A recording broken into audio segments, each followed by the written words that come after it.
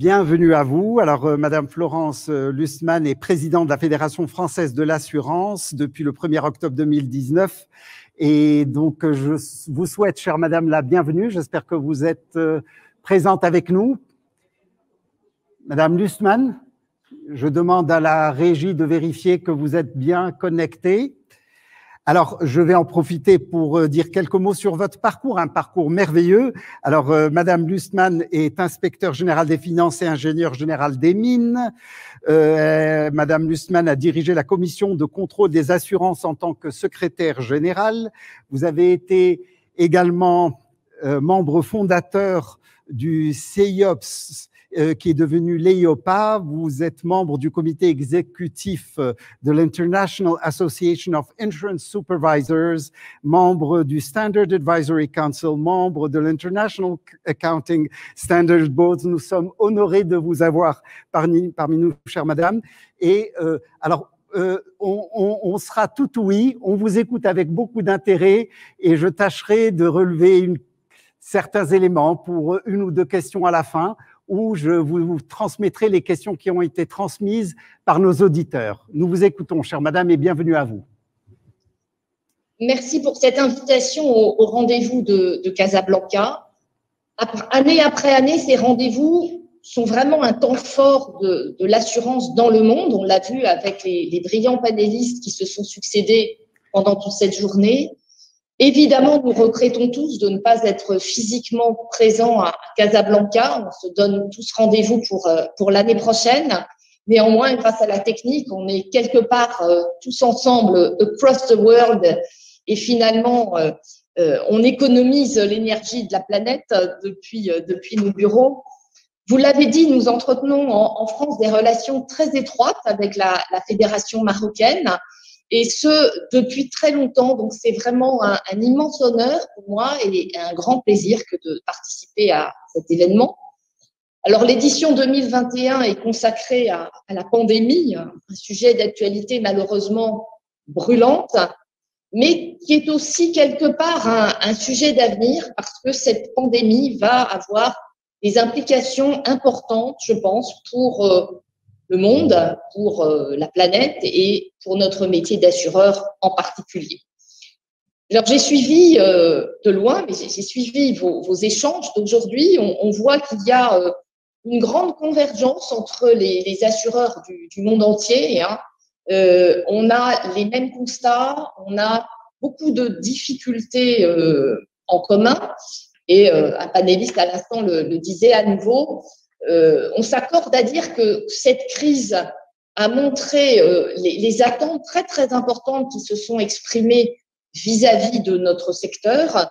En creux, cette crise a aussi rappelé les limites de l'assurance, en tout cas de l'assurance privée, mais néanmoins, elle a rappelé l'importance de l'assurance pour la résilience de nos sociétés.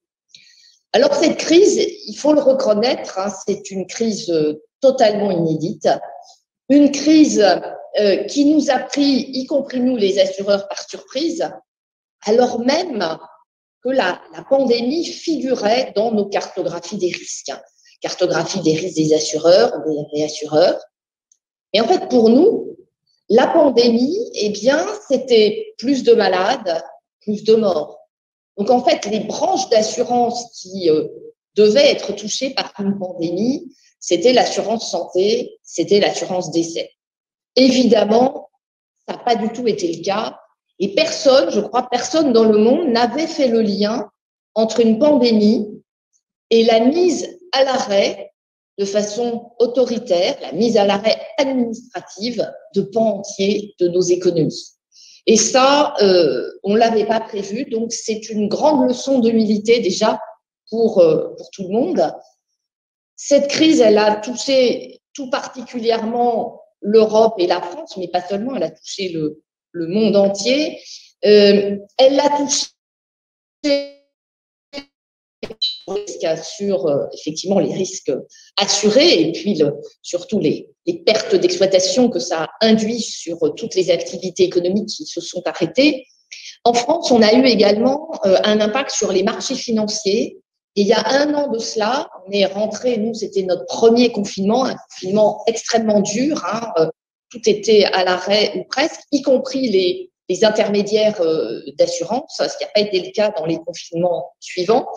Eh bien, mi-mars, on a eu à la fois une baisse très importante des marchés financiers et aussi une baisse des taux sur les marchés obligataires. Et donc, vous imaginez bien que pour nous, cela a un impact très, très négatif.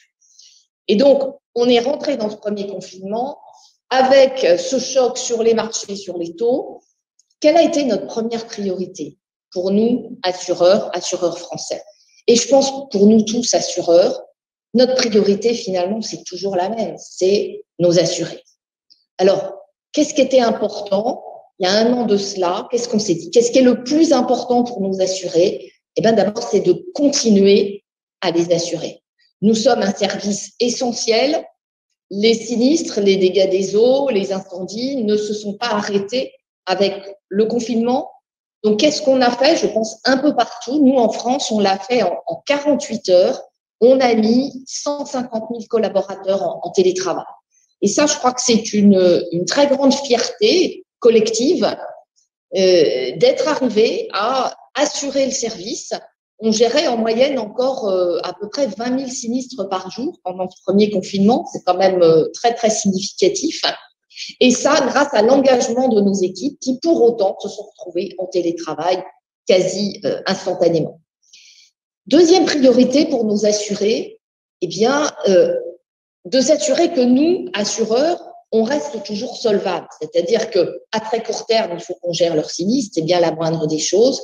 Il faut aussi très vite qu'on se préoccupe de l'impact que cette crise va avoir sur nos bilans, parce que la première qualité qu'ils sont en droit d'attendre de nous, c'est notre solvabilité, c'est-à-dire d'être sûr qu'on sera toujours à leur côté, que ce soit dans 1 an, dans 10 ans ou dans 30 ans.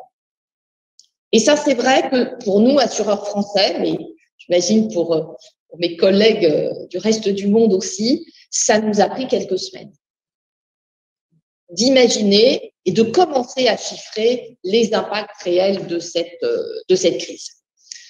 On a également décidé instantanément de toute une série de gestes de solidarité, de gestes en plus de nos contrats. Évidemment, on a honoré nos contrats, mais on a tout au long de cette crise, les assureurs français ont fait preuve d'énorme générosité à destination de leurs assurés et même parfois à destination des concitoyens, pas seulement des assurés. On a fait des gestes pour un montant au total d'1,7 milliard, allant des réductions de primes à des mois de loyer gratuits, des aides financières, des dons de masques, de gel, du financement de la recherche. On a continué aussi à soutenir beaucoup les jeunes et on s'est dit que peut-être cette crise, c'était aussi une opportunité pour nous d'attirer dans l'assurance de très beaux profils de jeunes. Et vous voyez, à titre indicatif, on a augmenté encore de 15% en 2020 le nombre de jeunes que nous accueillons en alternance dans nos sociétés. Donc, on a continué en 2020 toutes les négociations de branche, les négociations sociales. Et donc, par exemple, sur la parité, sur la diversité, on a sorti un accord fin 2020, comme quoi on a vraiment voulu montrer que toute la vie des entreprises continuait, en tout cas pour celles qui avaient la chance d'être des services essentiels et qui n'étaient donc pas fermées administrativement. Alors, cette crise, elle a néanmoins eu des impacts significatifs et multiples sur les assureurs. D'abord, avec une énorme polémique en France sur les pertes d'exploitation. Je voudrais faire un petit coup d'œil à nos collègues américains parce que on a beaucoup apprécié la mise au point qui a été faite par NAIC assez rapidement, en tout cas beaucoup plus rapidement que ce qu'a pu faire notre autorité de contrôle en France, et NAIC disant que on ne pouvait pas demander aux assureurs de couvrir en dehors des garanties qui sont dans leur contrat. Pourtant, en France, c'est ce que beaucoup, en tout cas les restaurateurs, les hôteliers auraient voulu que nous fassions, que nous les indemnisions pour des pertes d'exploitation qui n'étaient pas prévues dans les contrats. Malheureusement, la confirmation du fait que ces garanties n'étaient pas couvertes dans les contrats, en tout cas à hauteur de 93%, c'était pas couvert. Cette confirmation est arrivée en provenance de notre autorité de contrôle, mais le 23 juin. Et vraiment, moi, s'il y a une chose que je regrette, c'est que finalement, on ait laissé tous ces professionnels quelque part espérer qu'ils allaient avoir des montants d'indemnisation un peu systématiques de la part des assureurs. Évidemment, ce n'était pas possible. Le montant global des pertes d'exploitation en France pour ces entreprises impactées, c'est de l'ordre sans doute de 180 milliards d'euros, c'est-à-dire plus que les fonds propres de tout le secteur de l'assurance. Donc nous, on sait bien que ce n'était pas possible. Néanmoins, il y a eu cette énorme attente qui s'est exprimée vis-à-vis de nous. Et encore une fois, si j'ai un regret dans cette crise, c'est vraiment de ne pas avoir pu couper court plus tôt à cette attente, parce que évidemment, ces restaurateurs, ces hôteliers étaient dans une très, très grande souffrance économique. On était à leur côté, puisque c'était nos assurés, donc nos intermédiaires nous remontaient leurs difficultés. Mais pour autant, il y avait une impossibilité financière à couvrir au-delà de nos contrats. Alors, nos contrats, justement, parlons-en.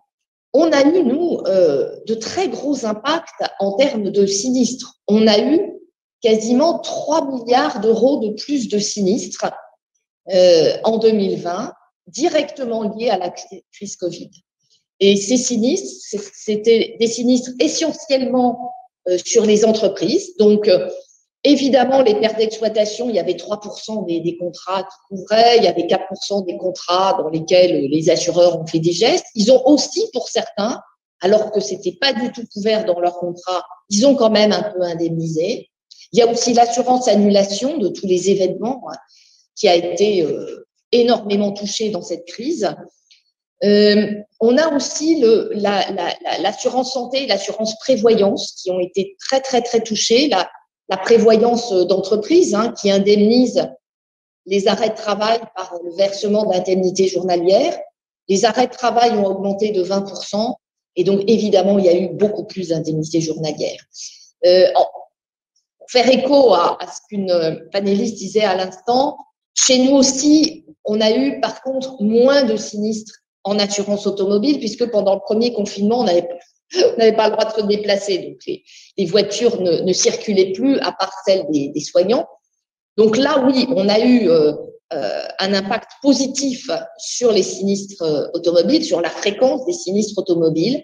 Mais au global, c'est bien, donc, dire les moins compensant le petit plus de l'assurance auto, au global, c'est bien quasiment plus de 3 milliards d'euros de plus sur les sinistres, auxquels il faut rajouter donc ces gestes de solidarité extra-contractuels que j'ai évoqués tout à l'heure et qui se montent quand même pour un montant de 1,7 milliard. Grand défi aussi cette année 2020 pour l'assurance vie.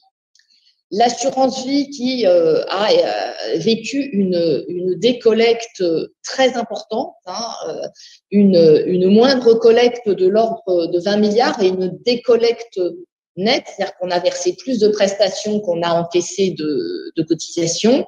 Donc, une décollecte pour 6,5 milliards, avec quand même une situation très, très différenciée, une décollecte très, très forte sur les contrats en euros, donc les contrats à capital garanti, on va dire, et par contre, une collecte nette très positive sur les contrats en unité de compte. Et ça, pour le marché français, je pense que c'est vraiment une très bonne nouvelle. Ça veut dire que la transformation de ce modèle de l'assurance vie à la française est bien en train de s'opérer.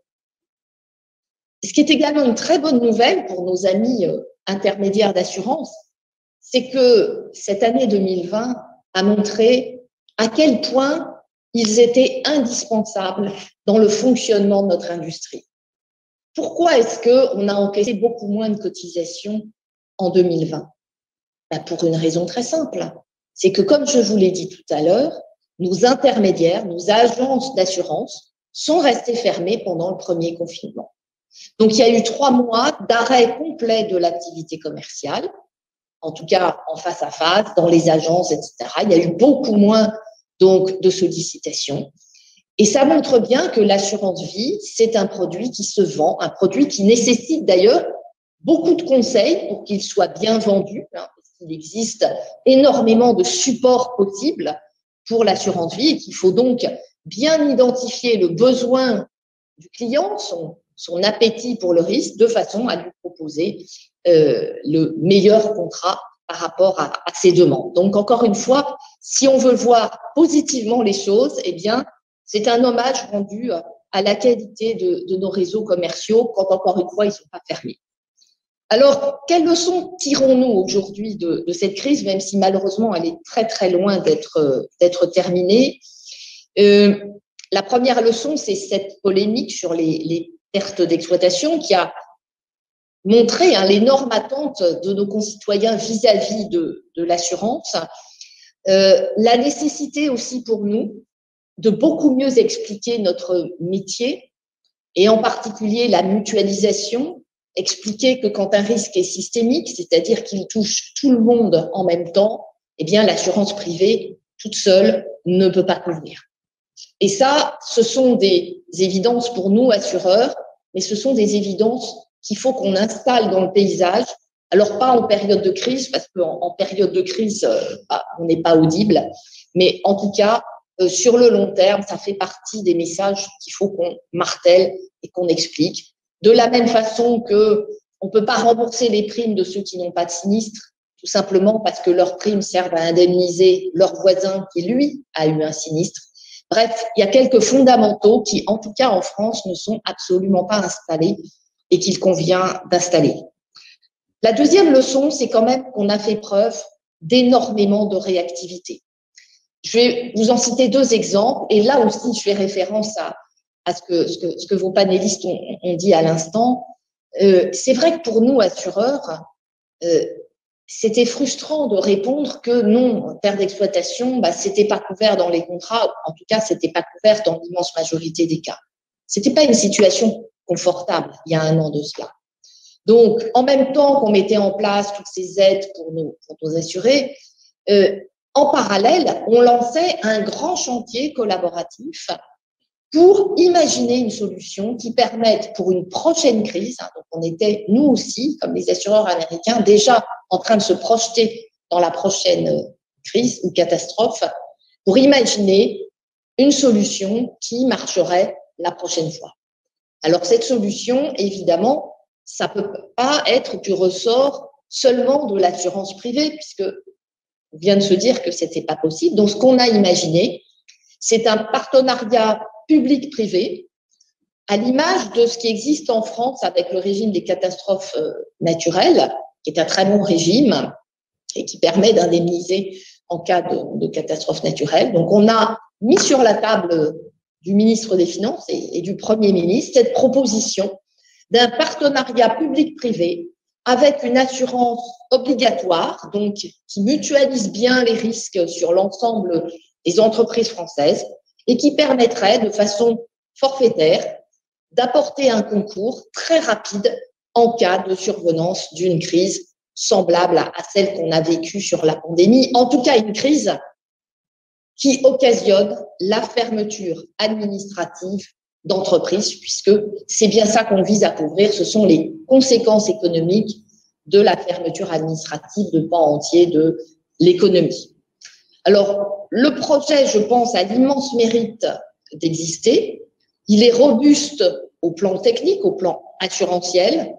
Pour des raisons politiques, il n'a pas à ce stade été retenu, en tout cas par les pouvoirs publics français, mais je ne doute pas qu'il reviendra parce que on a beaucoup travaillé sur cette question et on n'a pas imaginé, on ne voit pas quel autre type de réponse, en tout cas faisant appel à l'industrie de l'assurance, pourrait être imaginé.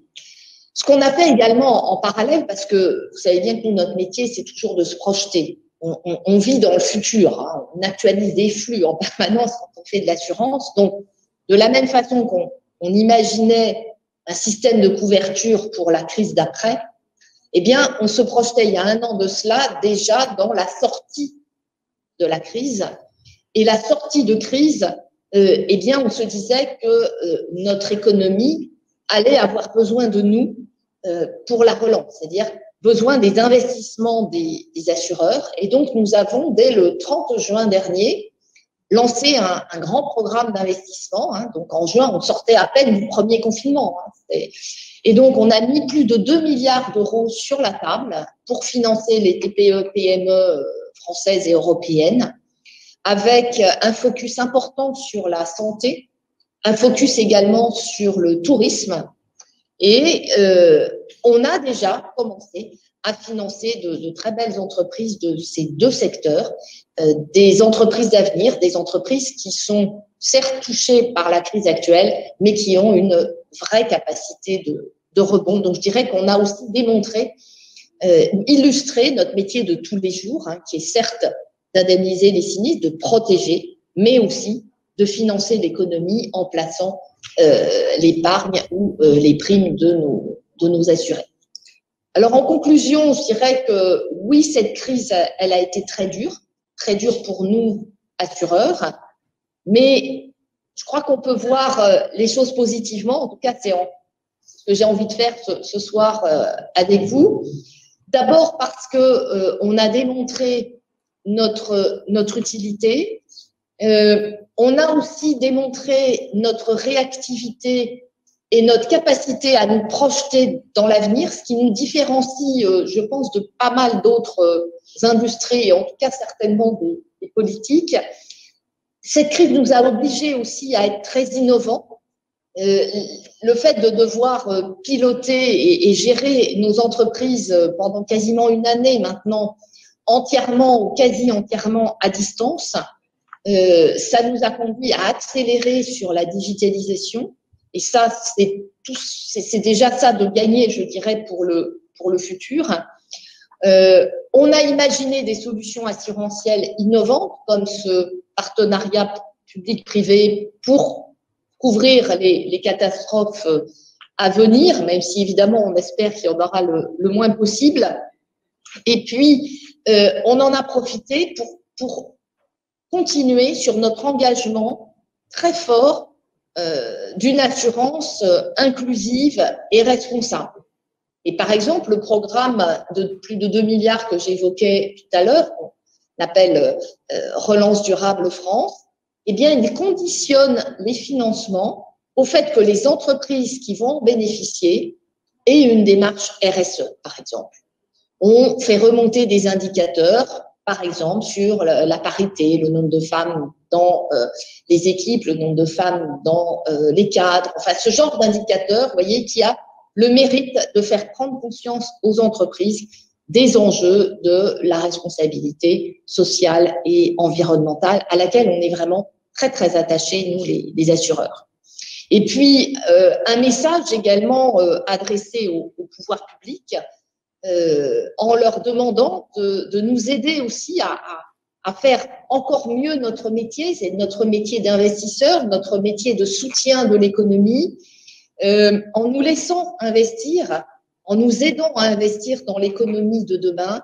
Et évidemment, je pense à tous les débats européens sur nos normes de solvabilité qui parfois ne sont pas complètement en ligne, je dirais, avec les objectifs politiques qui sont ceux de l'Union européenne et qui ont placé en première priorité le verdissement de notre économie et de notre industrie. Je vous remercie. Merci, chère madame. Merci, madame Florence Lustmann. Je rappelle, vous êtes présidente de la Fédération française de l'assurance. Merci pour tout ce que vous avez dit et tout ce que vous n'avez pas tout à fait dit. Vous en avez dit énormément aussi. Et j'aurais des dizaines de questions à vous poser, mais le temps ne nous le permet pas. Honoré que vous ayez pu être des nôtres. Et simplement, je pense que, considérant l'activité des assureurs et leur maîtrise des risques, les risques sont leur métier. J'espère que la prochaine fois, vous serez consulté au moins avant une décision administrative qui prévoit la fermeture de toute une économie. J'espère que vous serez consulté pour ce genre de choses qui me paraissent tout à fait fondamentales et ne trouverez pas mieux comme interlocuteur que les assureurs. Merci encore d'avoir été avec nous. Mesdames, Messieurs, merci d'avoir également suivi cette belle journée extrêmement riche. Je vous invite à jeter un coup d'œil sur notre plateforme et vous aurez l'opportunité de visiter nos partenaires, nos sponsors, lire peut-être certains des profils merveilleux d'intervenants qui ont été sélectionnés. Je tiens à féliciter le comité scientifique pour le choix de ces intervenants de très haute qualité.